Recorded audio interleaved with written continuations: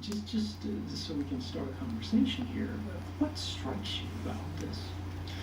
Well, it's completely alien and it's new.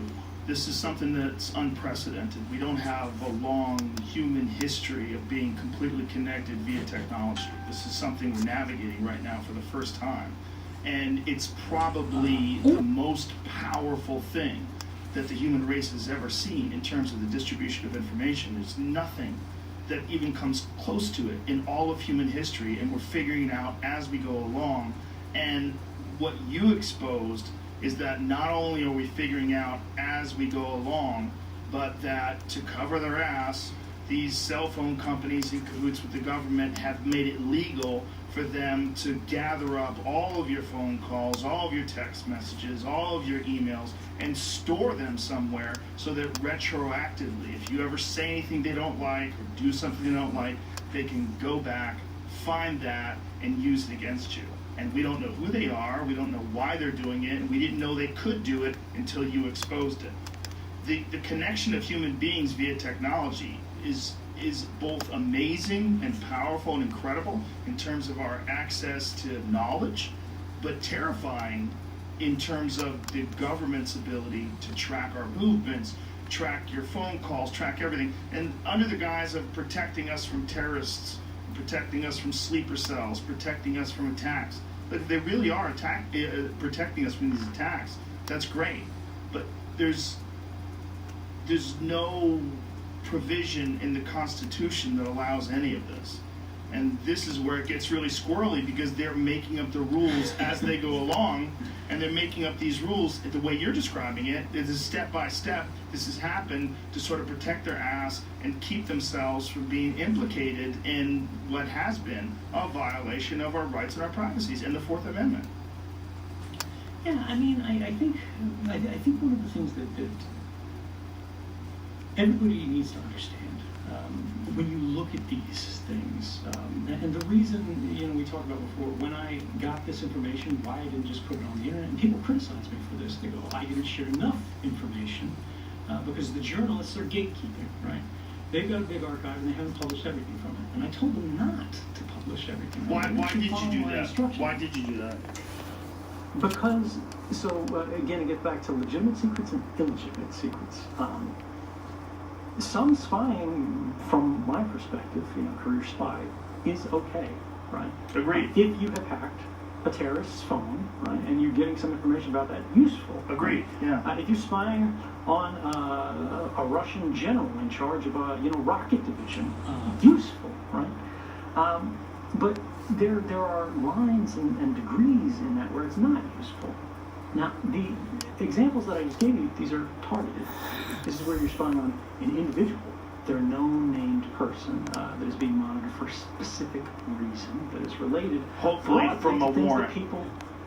Right. Well, even for foreign intelligence, in some indications, you don't need a warrant strictly. Although I think they should have warrants for all of these investigations because they established a court for precisely this reason called the Foreign Intelligence Surveillance Court, right? And there's not a judge in the world who wouldn't stamp a warrant saying, hey, spy on Abu Jihad over here, right? And if you want to spy on another guy, Boris Badenov of the rocket division, right? That's okay. They're going to go with that. But then you look at these edge cases in the archive that I provided to journalists, the stories that have come out, where they've spied on journalists, right? They've spied on human rights groups. And these kind of things, I think people, so I'm going to throw up some slides here, so forgive me if this gets weird and I put up the wrong ones. But since I came forward, this Foreign Intelligence Surveillance Court that the government says authorized these programs 15 different times was overruled by the first open courts. These are federal courts here, right, that said that no, actually, these programs are unlawful. They're likely unconstitutional. When you start looking at the facts, you see, even within the context of the very loose restrictions and laws that apply to the NSA surveillance, they say they broke their own laws, 2,776 times in a single year. And you ask, that's the thing that motivates me, why I came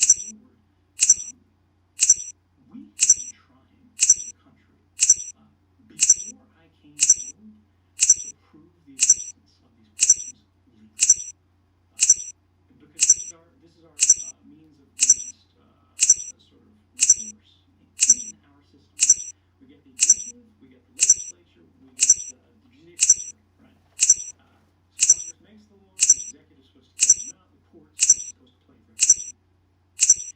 The executive had broken the laws. Congress was turning a blind eye to the laws. And the courts were, and this is just months before I came forward, going, well, it does appear the ACLU and Amnesty International, like all of these human rights groups and non-governmental organizations have established that, these programs are likely unlawful. They likely exist. They're simply classified. But the government responded with this argument that people saw, saying that, well, it's a state secret that they do exist. You, the plaintiffs, don't have hard, concrete evidence that they do exist. And the government is saying legally,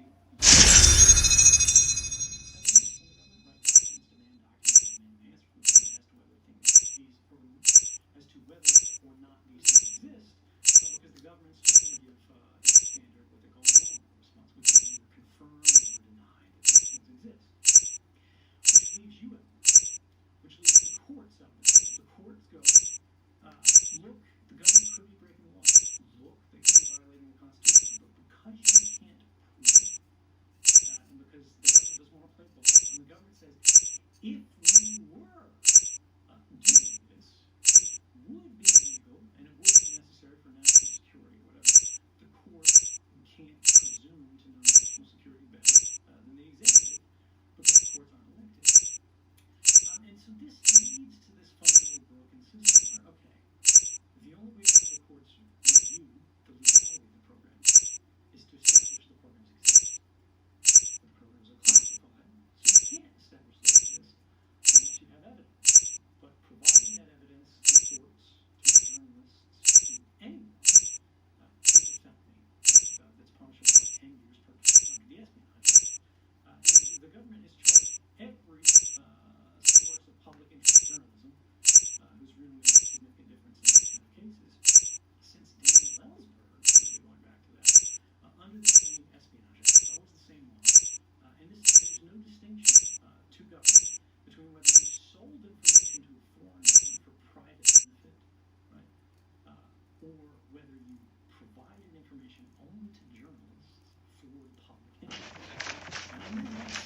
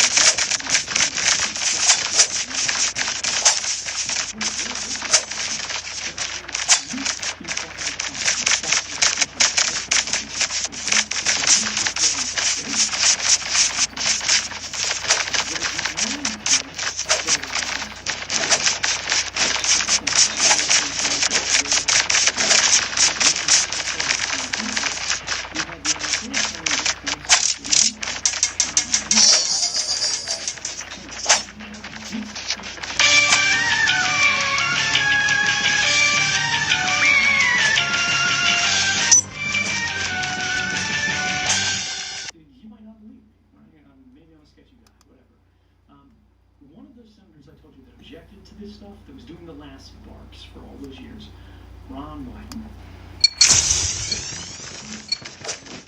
Time for the mission.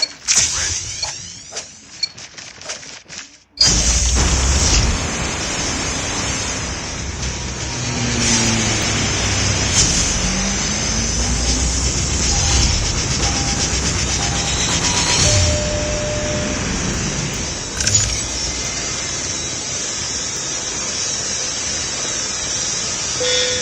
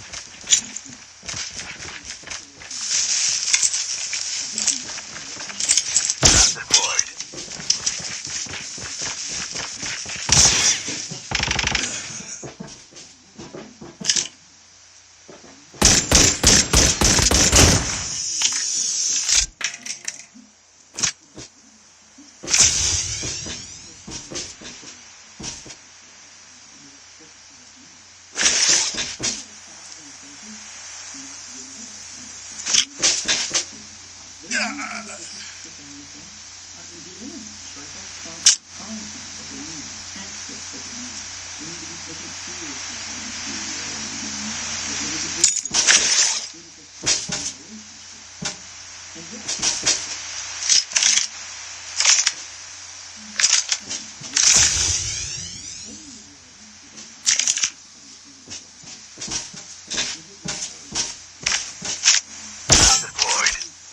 Airdrop has been delivered.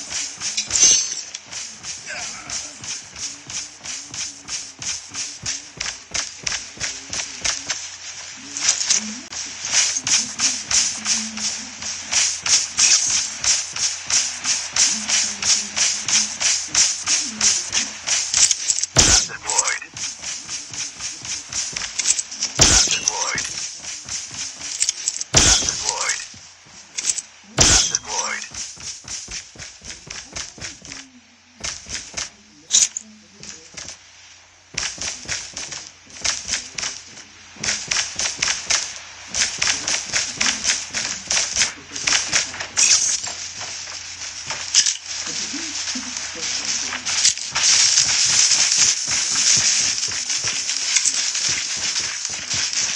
terminal is almost ready.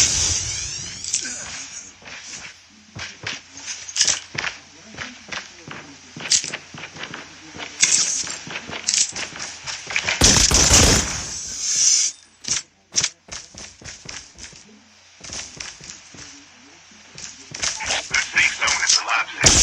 Airdrop has been delivered.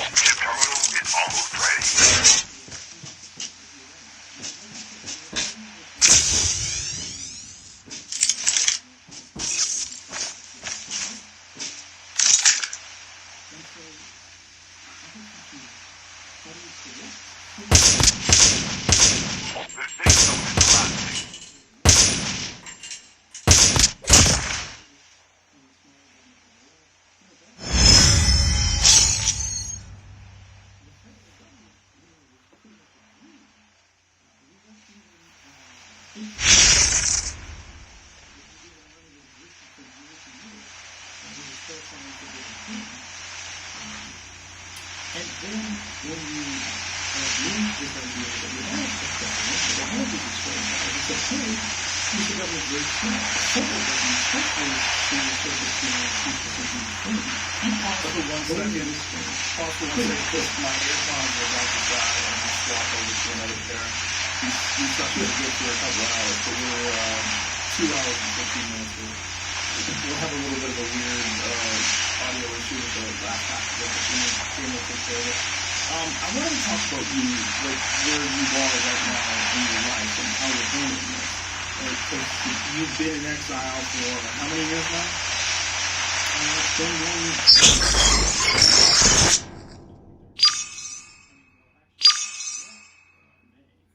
What is life like? Are you in constant hiding? I mean, what are the issues like? In the beginning, my operational security level was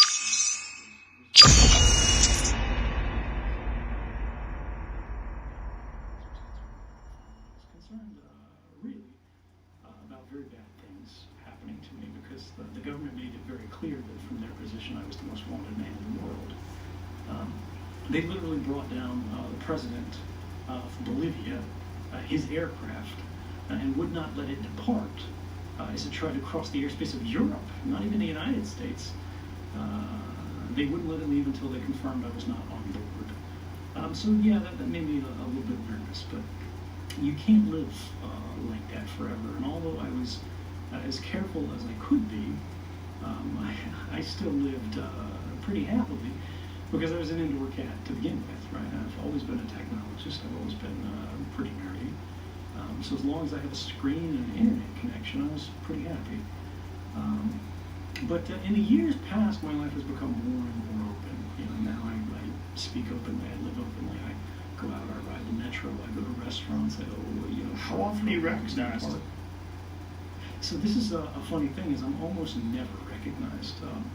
One of those things is I don't give Russian interviews because I don't want my face all over the news. Which is nice because it just allows people to sort of forget about my face, and I can go about my life. But it's one of the weird things that I'm recognized a couple times a year, even when I'm not wearing my glasses, in a museum or a grocery store or something like that, or out on the street, just by somebody who I swear, like these people are you might have read a story about them, like super recognizers, the people who just have a great memory for faces. Yeah. Because I can be like wearing a hood and like a jacket, can have a scarf around my face like in winter, and it, like you can barely see my face, and they'll come up to me and they're like, "Are you snowing?" And I'm like, "Whoa." What do you say? That's pretty impressive. I say, yeah. It's nice to meet you. Yeah, I've never had a negative interaction from being recognized. But for me, because I'm a privacy advocate, like I would much rather go unrecognized. Like I don't want to be a celebrity.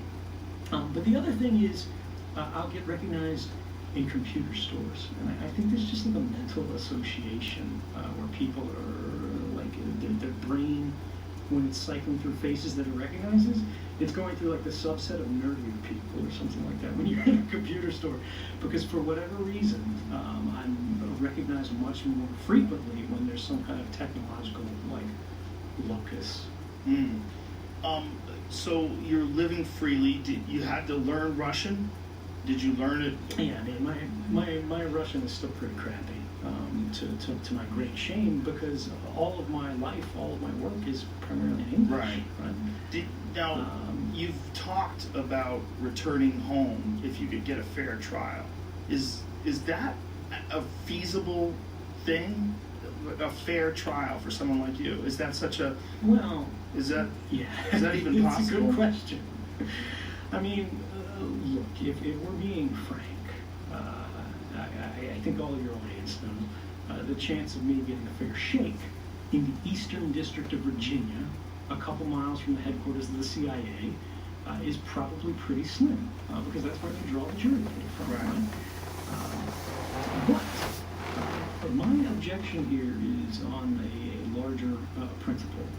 Right? What happens to me is less important. Right? If I spend the rest of my life in jail, that's less important than what I'm actually requiring the government to agree to, which is a single thing. Right? They say face the music, and I'm saying great, let's pick the song. The thing is, the law that I've been charged under, the one that all these whistleblowers have been charged under, Thomas Drake, Daniel Ellsberg, Chelsea Manning, Daniel Hale, the drone whistleblower who is in prison right now going through a trial that is precisely similar to what I would be facing. His lawyer is asking the court, or telling the court, that we want to tell the jury why he did what he did.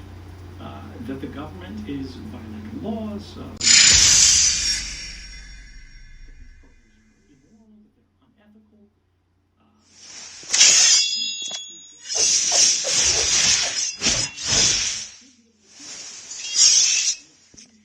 these programs are immoral,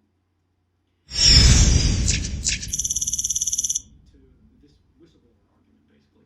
Saying, we demand the court forbid this guy from breathing the word whistleblower in court. He cannot talk about what motivated him. He cannot talk about what was revealed, why it was revealed, what the impacts and effects were. He can't talk about whether the public benefited from it or was harmed by it, because it doesn't matter. Now, this might surprise a lot of people, because to a lot of us, we think that's what a jury trial is. We think that's what a fair trial is. But the Espionage Act that the government uses against whistleblowers, meaning broadly the sources of journalism, is fairly unique in the legal system in that it is what's called a strict liability crime. A strict liability crime is what the government considers to be basically a crime worse than murder. Because if you murdered somebody, like if you just, I don't know, beat Jamie with the microphone stand right now, you would be able to go to the court and say it was self-defense, right? Like, you felt threatened, you were in danger for your life, even if you weren't, right? Even if you obviously weren't, even if you were on tape, you could still argue that, and the jury could go, you full of crap, right? And they could convict you. But if you were, in fact, acting in self-defense, if the jury did, in fact, believe you, they could take that into consideration in establishing their verdict, right? Strict liability crimes forbid that. The jury is not allowed to consider why you committed a crime. They're only allowed to consider if you committed a crime. They are not allowed to consider if the murder was justified. They're only allowed to consider if the murder took place. And the funny thing in this case is that the murder that we're talking about is telling the truth. The Espionage Act, in every case, is a law the government exclusively uses against people who told the truth, right? Like that's what it's about in the context of journalism. They don't bring the Espionage Act against people who lied, then they would use fraud or some other statute. They say that the government is arguing in the context of whistleblowing that telling a important truth to the American people by way of a journalist is a crime worse than murder.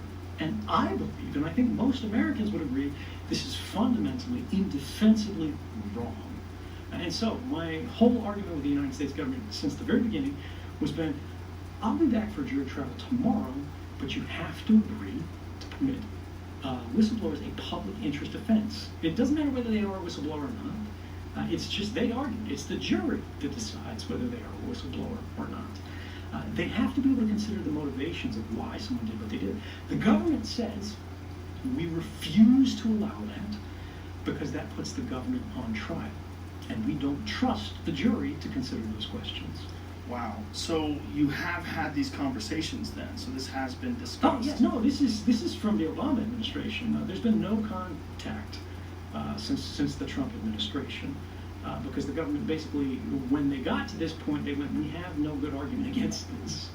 And we will never permit this to happen. And again, I just want to make clear, this is not speculation, this is not me thinking. This is actively happening in the case of Daniel Hale right now. I hope you guys can pull up a graphic for it, because this story just hit the papers like 2 or 3 weeks ago, saying the government is forbidding this guy from making this argument. So your seemingly in a state of limbo. Then they're not actively pursuing you. It seems that if you're able to move around freely, they haven't discovered where you are. You're just free to live your life. Well, yeah.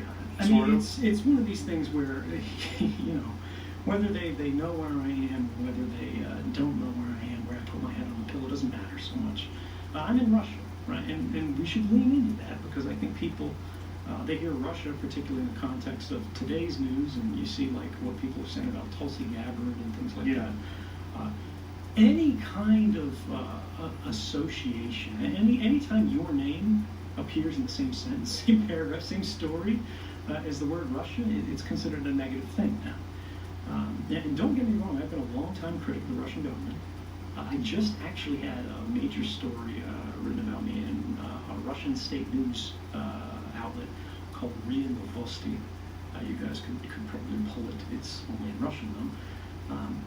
That's saying, because I spoke favorably about a member of the Russian opposition, Alexei Navalny, which I wasn't even speaking positively about this guy. I was saying, look, I think people have a right to express their opposition in a country, and they should be able to do that without fearing retaliation in the future.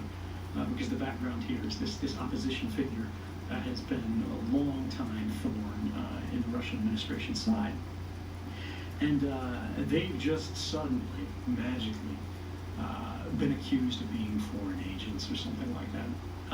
And so everyone connected to this, which is like a big civil society body, had their doors like simultaneously kicked in across the country, and they're being investigated for some kind of corruption or something. It doesn't even matter.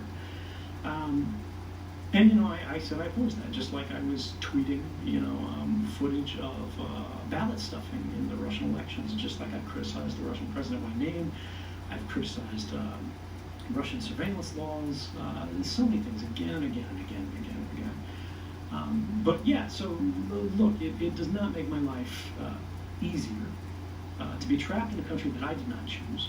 People don't remember this. I was actually en route to Latin America when the U.S. government canceled my passport, which trapped me in Russia. And for those who are interested, again, I wrote an entire book that has a lot of detail on this. Yeah, it's difficult to be basically engaged in civil opposition to policies of the United States government at the same time as the Russian government. And it's a hard thing. It's not a happy thing, but I feel like it's a necessary thing. The problem is nobody wants to talk about that. Nobody wants to engage in that kind of nuance. Nobody wants to consider those kind of conversations in the current world. People believe, and this is actually one of the worst things that Western media does in the context of discussing Russia, is they create this aura of invincibility around the Russian president. They go, this guy's calling all the shots, he's pulling all the strings, this guy's in charge of the world. And that's very useful for the Russian government broadly, because they can then take that and replay that on their domestic media, and they're going to go, look how strong we are. The Americans are afraid of us, the Chinese are afraid of us, everybody's afraid of us, the French are afraid of us. We are strong, right? There's no question that Russia's going to be interfering in elections. There's no question that America's going to be interfering in Russian elections, right? Nobody likes to talk about this. And again, I need to substantiate that now that I've said that. I've got an old note that I've cited a billion times. The New York Times published a story in the wake of this contested 2016 election, where they looked into the history of electoral interference in Russia and the Soviet Union. And they found in roughly 50 years, 36 different cases of election interference by Russia or the Soviets. Right? This is not a new thing. This is something that always happens because that's what intelligence services do. That's what they think they're being paid for, which is a sad thing, but it's a reality because we aren't wise enough to separate covert action from intelligence gathering. But in that same study that they found 36 different cases by the Russians and the Soviets, they found 81 different cases by the U.S. And this was published by Scott Cheney in the New York Times and both the Washington Post as well. But this is the thing, like, there is a way to criticize the Russian government's policies without criticizing the Russian people, who are ordinary people who just want to have a happy life. They just want to do better. They want the same things that you do, right? And every time people go, oh, Russia, Russia, Russia, every time people go, Russia bad, every time they go, Russia's doing this, they go, Russia's doing that, Russian people who have nothing to do with the government feel implicated by that. Like, do you feel like you're in charge of Donald Trump? Like, do you want to have Donald Trump's legacy around your neck? And then people go, oh, well, you could overthrow Donald Trump. You could overthrow Putin. Can you really? Like, is that how it works? So, yeah, I mean, look, I have no affiliation. I have no love for the Russian government. It's not my choice to be here. And I've made it very clear I would be happy to return home. Is there any concern that they would deny you visa? I mean, how are you staying there? It's a good question. So I have a permanent residence. People think I'm under asylum, but I'm no longer under. It's like a green card now. It's got to be renewed every 3 years. So yeah, sure, it's possible they could kick me out. And this was what the story I was telling you about before in Russian media was. They were saying, the Russian government should take some action against me, or I shouldn't be welcome here, or I should go home. Because why is he criticizing the Russian government, right, when they're the people? Is that like the Russian version of Fox News? Is that what they have over there? I don't know enough about Russian media to tell you. I think it's supposed to be more like a Reuters or Associated Press, but the hell if I know. But the thing is this. What's the alternative? Right? Yes, the Russian government could screw me. But they could screw me even if I didn't say anything. And so should I shut up and be quiet in the face of things that I think are injustices because it makes me safer? Well, a lot of pragmatic people would say, yeah. They say you've done enough. They say you've done your part. They say whatever. Be safe, live long, be happy. But I didn't come forward to be safe. If I wanted to be safe, I'd still be sitting in Hawaii, making a hell of a lot of money to spy on all of you, right? And nobody ever would have known about this. The system would have gotten worse. But the system, the world, the future gets worse every day that we don't do something about it. Every day that we stay silent about all the injustices we see, the world gets worse, things get worse. And yeah, it's risky. Yeah, it's uncomfortable.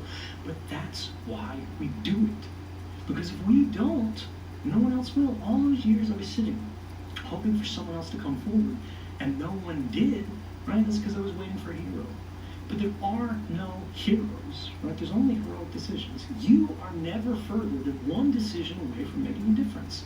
It doesn't matter whether there's a big difference, it doesn't matter if there's a small difference, because you don't have to save the world by yourself. And in fact, you can't. All you have to do is lay out one brick. And all you have to do is make things a little bit better in a small way so that other people can lay their brick on top of that or beside that. And together, step by step, day by day, year by year, we build the foundation of something better. But yeah, it's not going to be safe, but it doesn't matter. Because individually, it's not, me, whoever you are, it's the Iron Man. Right? I don't care if you're the biggest doomsday prepper with cans full of beans. If the world ends, it's going to affect you. We make things better.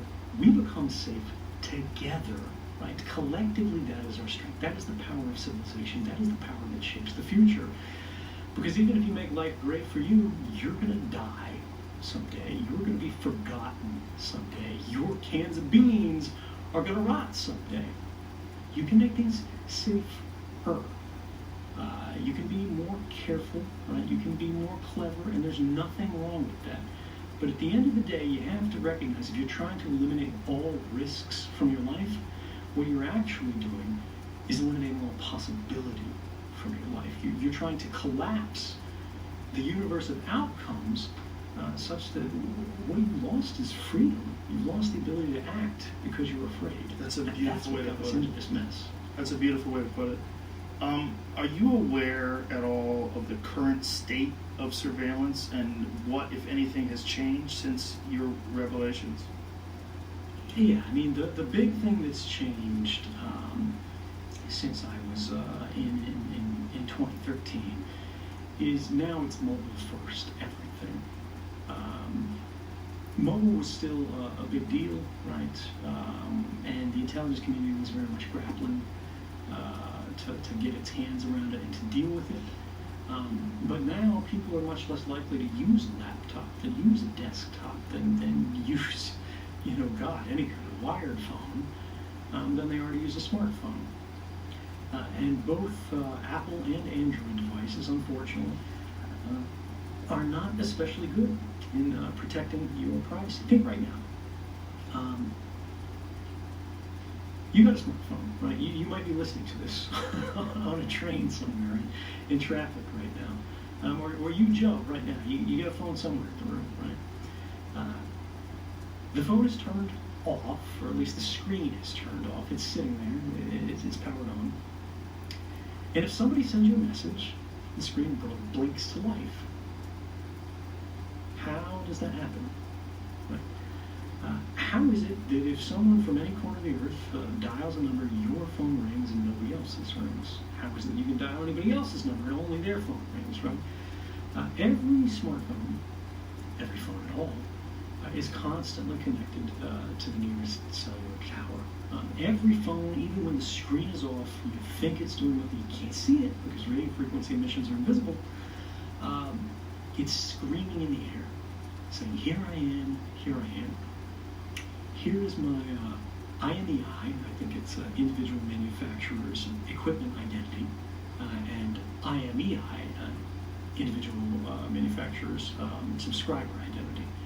I could be wrong on the breakout there, but the acronyms are the IMEI and the IMSI, and you can search for these things. They're two globally unique identifiers that only exist anywhere in the world in one place, right? This makes your phone different than all the other phones.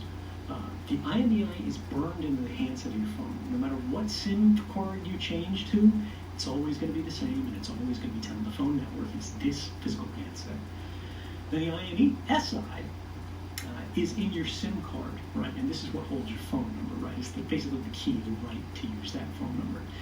And so your phone is sitting there doing nothing, you think, but it's constantly shouting and saying, "I'm here. Who is closest to me?" That's a cell phone tower. And every cell phone tower with its big ears is listening for these little cries for help. And going, "All right, I see Joe Rogan's phone, right? I see Jamie's phone, right? I see all these phones that are here right now." And it compares notes with the other network towers, and your smartphone compares notes with them to go, who do I hear the loudest? And who you hear the loudest is a proxy for proximity, for closeness, distance, right? They go, whoever I hear more loudly than anybody else, that's close to me. So you're going to be bound to this cell phone tower, and that cell phone tower is going to make a note, a permanent record, saying this phone handset with this phone number at this time was connected to me, right? And based on your phone handset and your phone number, they can get your identity, right? Because you pay for this stuff with your credit card and everything like that. And even if you don't, right, it's still active at your house overnight. It's still active, on your nightstand when you're sleeping. It's still whatever. The movements of your phone are the movements of you as a person, and those are often quite uniquely identifying. It goes to your home, it goes to your workplace. Other people don't have it. Sorry. And anyway, it's constantly shouting this out, and then it compares notes with the other parts of the network. And when somebody is trying to get to a phone, it compares notes, the network compares notes to go, where is this phone with this phone number in the world right now? And to that cell phone tower that is closest to that phone, it sends out a signal saying, we have a call for you. Make your phone start ringing so your owner can answer it, and then it connects it across this whole path. But what this means is that whenever you're carrying the phone, whenever the phone is turned on, there's a record of your presence at that place that is being made and created by companies. It does not need to be kept forever. And in fact, there's no good argument for it to be kept forever, but these companies see that as valuable information, right? This is the whole big data problem that we're running into. And all this information that used to be ephemeral, right? Where were you when you were 8 years old, Where'd you go after you had a bad breakup? Who'd you spend the night with? Who'd you call after? All this information used to be ephemeral, meaning it disappeared, right? Like the morning dew, it would be gone. No one would remember it. But now these things are stored. Now these things are saved. It doesn't matter whether you're doing anything wrong. It doesn't matter whether you're the most ordinary person on Earth, because that's how bulk collection, which is the government's euphemism for mass surveillance, works. They simply collect it all in advance in hopes that one day it will become useful. And that was just talking about how you connect to the phone network. That's not talking about all those apps on your phone that are contacting the network even more frequently, right? How do you get a text message notification? How do you get an email notification? How is it Facebook knows where you're at? You know, all of these things, these analytics, they are trying to keep track through location services on your phone, through GPS, through even just what wireless access points you're connected to, because there's a global, constantly updated map. There's actually many of them, of wireless access points in the world, because just like we talked about, every phone has a unique identifier that's globally unique. Every wireless access point in the world, right? Your cable modem at home, whether it's in your laptop, every device that has a radio modem has a globally unique identifier in it. This is a standard term, you can look it up. And these things can be mapped when they're broadcasting in the air, because again, like your phone says to the cell phone tower, I have this identifier. The cell phone tower responds and says, I have this identifier. And anybody who's listening, they can write these things down. And all those Google Street View cars that go back and forth, right? They're keeping notes on whose Wi-Fi is active on this block, right? And then they build it into a giant map. So even if you have GPS turned off, right? As long as you're connected to Wi-Fi, those apps can go, well, I'm connected to Joe's Wi-Fi, but I can also see his neighbor's Wi-Fi here, and the other one in this apartment over here, and the other one in the apartment here. And you should only be able to hear those 4 globally unique Wi-Fi access points from these points in physical space, right? The intersection in between the spreads, the domes, of all those wireless access points. And it's a proxy for location. And it just goes on and on and on. We could talk about this for 4 more hours. We don't have that kind of time. Can I ask you this? Is there a way to mitigate any of this personally? I mean, shutting your phone off doesn't even work, right? Well, so it does, in a way. It's yes and no. The thing with shutting your phone off that is a risk is, how do you know your phone's actually turned off? It used to be, when I was in Geneva, for example, working for the CIA, we would all carry, like, drug dealer phones. The old smartphones, old dumb phones, they're not smartphones. And the reason why was just because they had removable backs where you could take the battery out, right? And the one beautiful thing about technology is if there's no electricity in it, right? If there's no go juice available to it, if there's no battery connected to it, it's not sending anything, because you have to get power from somewhere. You have to have power in order to do work. But now your phones are all sealed, right? You can't take the batteries out. So there are potential ways that you can hack a phone where it appears to be off, but it's not actually off. It's just pretending to be off, whereas in fact it's still listening and doing all this stuff. But for the average person, that doesn't apply, right? And I gotta tell you guys, they've been chasing me all over the place. I don't worry about that stuff, right? And it's because if they're applying that level of effort to me, they'll probably get the same information through other routes. I am as careful as I can, and I use things like Faraday cages. I turn devices off. But if they're actually manipulating the way devices display, it's just too great a level of effort, even for someone like me, to keep that up on a constant basis. Also, if they get me, I only trust phones so much. So there's only so much they can derive from the compromise. And this is how operational security works. You think about what are the realistic threats that you're facing, that you're trying to mitigate. And the mitigation that you're trying to do is what would be the loss, what would be the damage done to you if this stuff was exploited. Much more realistic than worrying about these things that I call voodoo hacks, right, which are like next level stuff. And actually, just a shout out for those of your readers who are interested in this stuff. I wrote a paper on this specific problem. How do you know when a phone is actually off? How do you know when it's actually not spying on you? With a brilliant guy named Andrew Bunny Huang. He's an MIT PhD in, I think, electrical engineering, called the introspection engine. It was published in the Journal of Open Engineering. You can find it online. And it'll go as deep down in the weeds, I promise you, as you want. We take an iPhone 6, this was back when it was fairly new, and we modified it so we could actually not trust the device to report its own state, but physically monitor its state to see if it was spying. But for average people, right, this is academic. That's not your primary threat. Your primary threats are these bulk collection programs. Your primary threat is the fact that your phone is constantly squawking to these cell phone towers. It's doing all these things because we leave our phones in a state that is constantly on. You're constantly connected, right?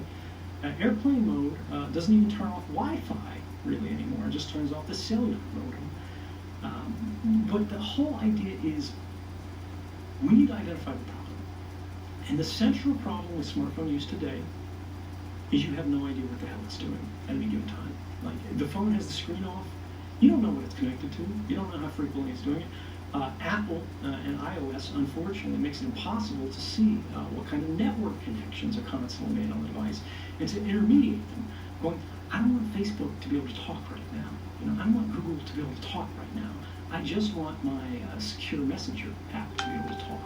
I just want my weather app to be able to talk. But I just checked my weather, and now I'm done with it, so I don't want that to be able to talk anymore. And we need to be able to make these intelligent decisions on not just an app-by-app basis, but a connection-by-connection basis, right? You want, let's say you use Facebook, because, for whatever judgment we have, a lot of people might do it. You want it to be able to connect to Facebook's content servers. You want to be able to message a friend. You want to be able to download a photograph or whatever. But you don't want it to be able to talk to an ad server. You don't want it to talk to an analytics server that's monitoring your behavior, right? You don't want it to talk to all these third-party things because Facebook crams their garbage into almost every app that you download, and you don't even know what's happening because you can't see, right? And this is the problem with the data collection use today, is there is an industry that is built on keeping this invisible.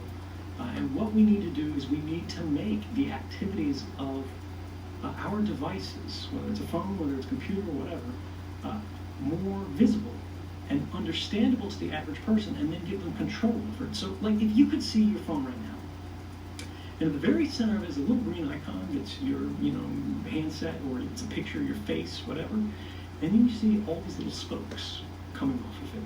It's every app that your phone is talking to right now, or every app that is active on your phone right now, and all the hosts that it's connecting to.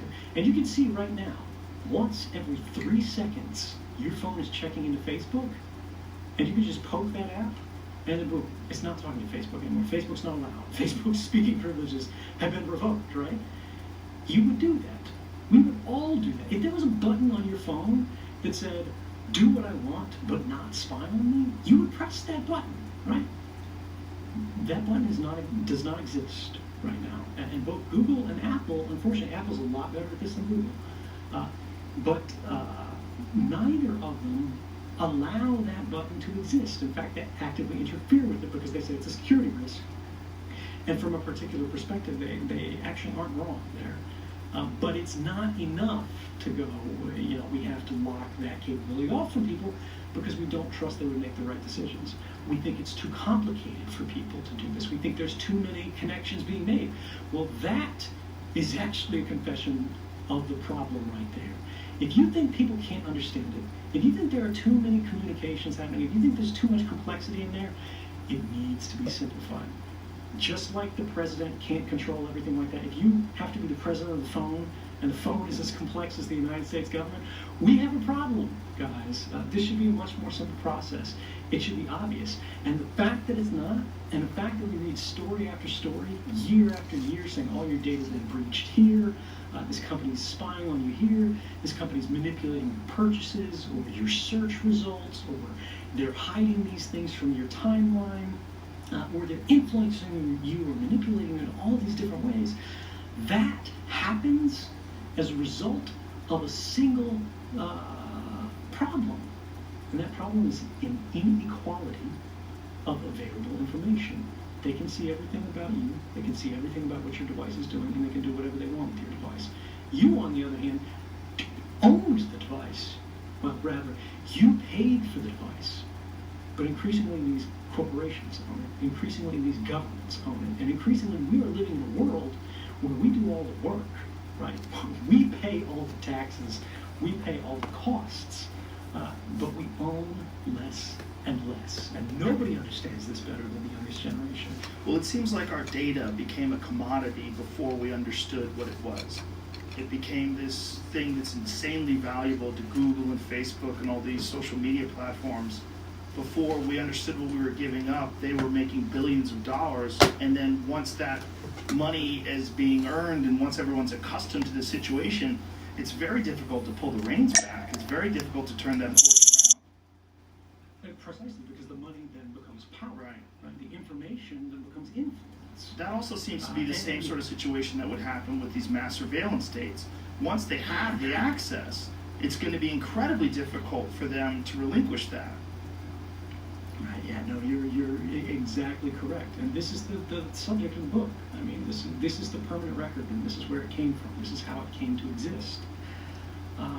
The story of our lifetimes is how intentionally, by design, a number of institutions, both governmental and corporate, realized it was in their mutual interest to conceal their data collection activities, to increase the breadth and depth of their sensor networks that were sort of spread out through society. Remember, back in the day, intelligence collection in the United States, even in SIGINT, used to be sending an FBI agent, right, to put alligator clips on an embassy building, or sending in somebody disguised as a workman, and they put a bug in a building. Or they built a satellite listening site, right? We can call these foreign satellite collection. Where out in the desert somewhere, they built a big parabolic collector, and it's just listening to satellite emissions, right? But these satellite emissions, these satellite links, were owned by militaries. They were exclusive to governments, right? It wasn't affecting everybody broadly.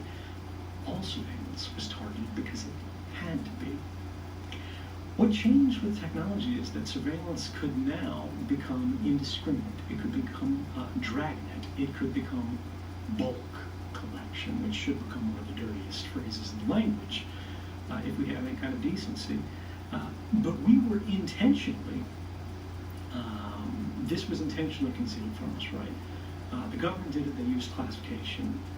Companies did it. They intentionally didn't talk about it. They denied these things were going. They said, you agreed to this.